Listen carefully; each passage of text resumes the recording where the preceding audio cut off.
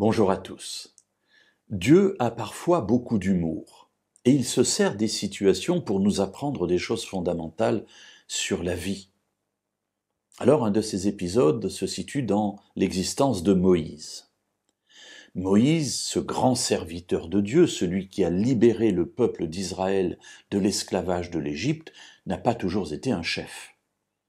Il est né dans une famille et il a été abandonné au bout de 3 mois et la fille de Pharaon l'a recueilli. Et voilà que cette fille de Pharaon va amener cet enfant d'esclave à un statut qui était pour lui inimaginable. Il devient le fils de la fille de Pharaon. Elle va l'élever dans la connaissance de tous les secrets de l'Égypte.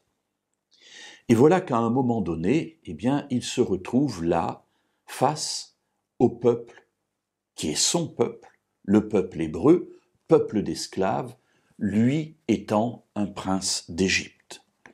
Alors nous ne lirons pas dans le livre de l'Exode, mais nous lirons dans le livre des Actes le récit qui en est fait ici par Étienne.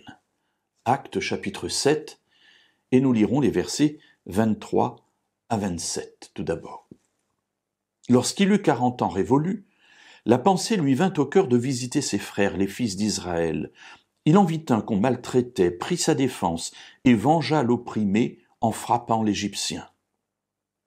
Il pensait que ses frères comprendraient que Dieu leur accordait le salut par sa main, mais eux ne comprirent pas.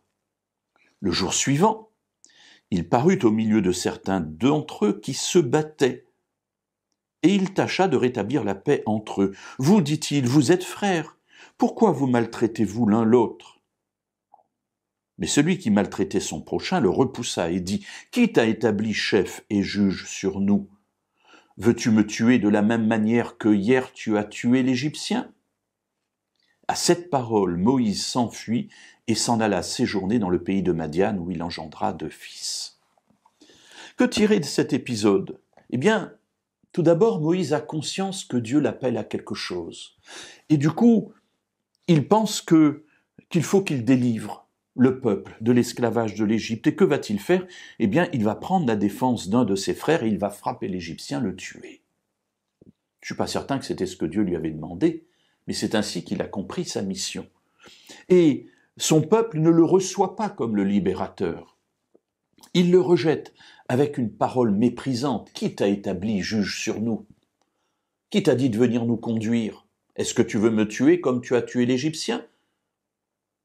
Moïse comprend alors que non seulement tout le monde sait ce qu'il a fait, mais que le peuple le rejette. Il ne sera pas le libérateur d'Israël. Alors il prend la fuite, il va dans le désert de Madian et là il fonde une famille. Nous verrons demain la suite de cette histoire.